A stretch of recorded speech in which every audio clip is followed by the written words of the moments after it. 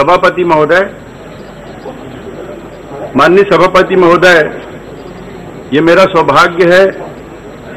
कि कोरोना महामारी के संकट से उबरने, माननीय सांसदों की भागीदारी सुनिश्चित करने, माननीय संसदीय कार्य मंत्री जी ने माननीय प्रहलाद जोशी जी द्वारा प्रस्तुत संसद सदस्य वेतन भत्ता और पेंशन संशोधन विधेयक 2020 के पक्ष में बोलने का मुझे सुअवसर प्राप्त हुआ है। माननीय सभापति महोदय, लोकसभा अध्यक्ष जी के अथक प्रयास से 17वीं लोकसभा अनेक इतिहास गढ़े हैं और हम सब उसके साक्षी बने हैं। माननीय सभापति महोदय, कार्य प्रणाली की बात करें,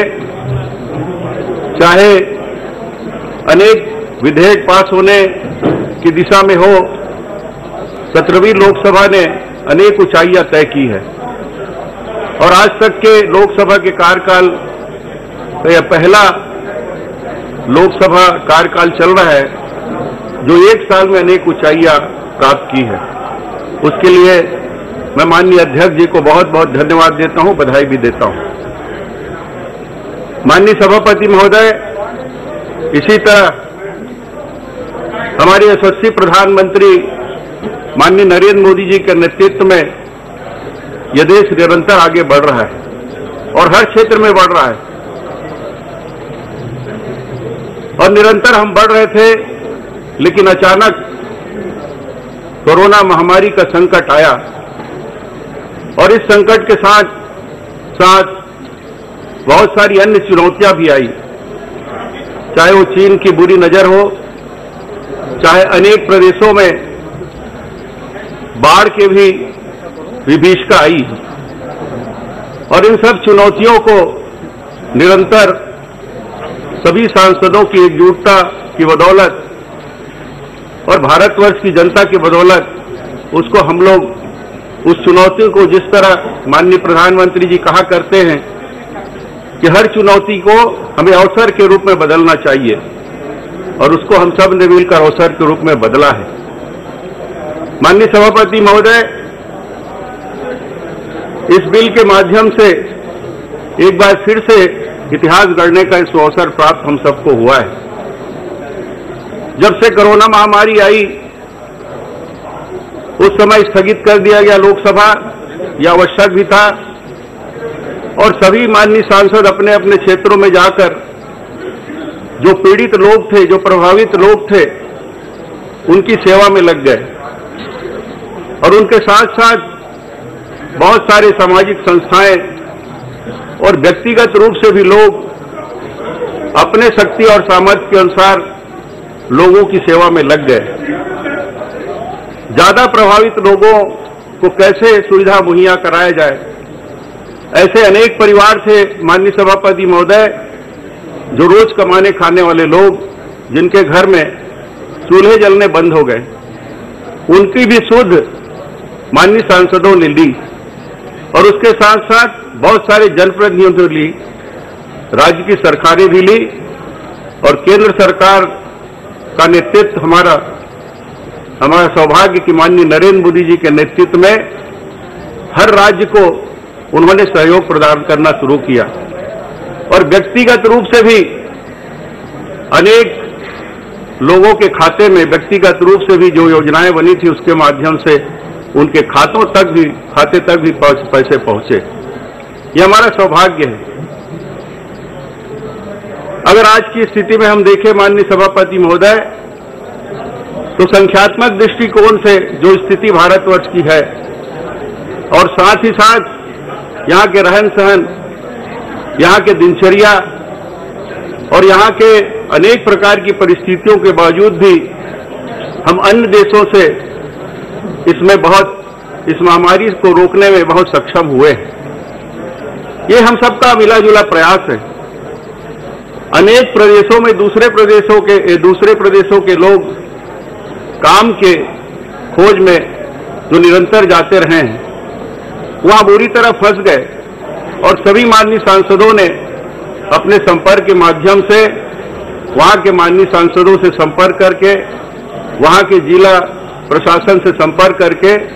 अपने क्षेत्र के लोगों को संरक्षण प्रदान किए हैं। ये भी एक सराहनीय कार्य माननीय सांसदों ने किया है।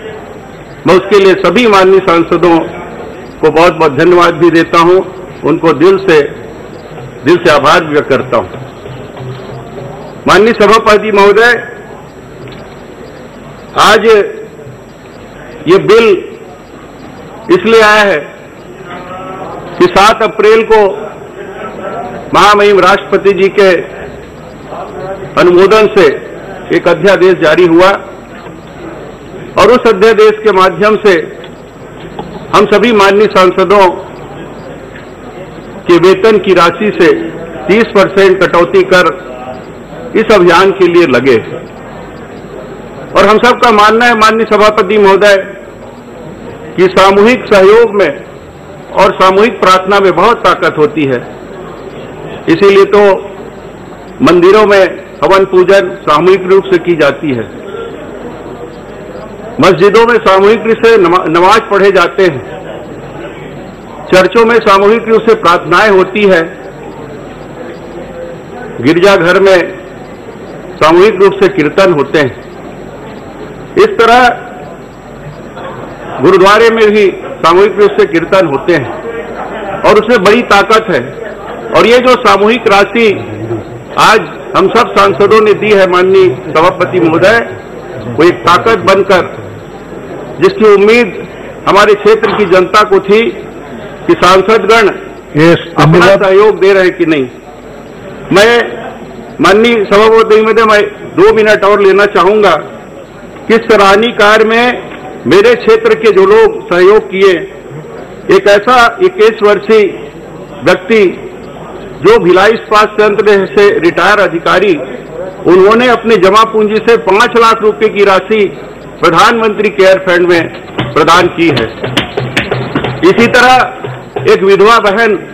श्रीमती प्रभा यादव, वो अपने 3 साल की पेंशन की राशि, विधवा पेंशन की राशि लगभग 11,111 रुपये की राशि उन्होंने प्रधानमंत्री जी के केयर फंड में योगदान की है। और इसी तरह 2 ऐसे मासूम बच्चे, 60 वर्षीय आदित्य यदु, माता प्रतिभा, पिता हितेंद्र यादव, और उसी तरह कुमारी नव्या यादव, 5.5 वर्षीय, पिता लोकेश और रश्मि यादव, इन दोनों ने अपने गुल्लक की राशि लगभग 8,600 की राशि प्रधानमंत्री जी के केयर फंड में उन्होंने दी है। इतनी बड़ी बात अगर छोटे से बच्चे, एक बुजुर्ग और एक विधवा बहन कर सकती है, तो हम सब का सौभाग्य है कि 30% की राशि अगर हम दे रहे हैं 1 साल के लिए, तो हम सब के लिए सौभाग्य की बात है। मैं सभी माननीय सांसदों से निवेदन करूंगा कि इस महायज्ञ में एक आहुति के रूप में हम सब प्रदान करें, स्वेच्छा से प्रदान करें और इस बिल को सर्वसम्मति से पारित करें। ये मेरा आप सबसे निवेदन है। बहुत बहुत धन्यवाद।